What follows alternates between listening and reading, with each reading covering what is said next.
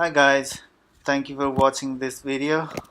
My name is Chris Dulal and today I'm gonna give you instruction how to install E-zpass device in your car.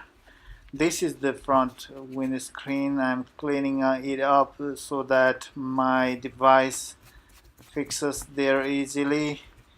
Just wiping with the glass cleaner, and here I have this device. This is the E-zpass device, and it says you must register before you use, and please don't forget to register the device before you use, and you need to go to e-gpassny.com to register for that.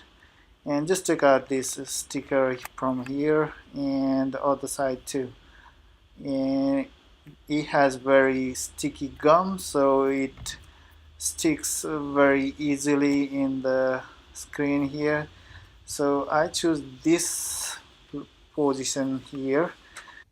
This was my easy and quick video. Thank you for watching this video. If you like my work, please don't forget to subscribe my channel. Thank you for watching.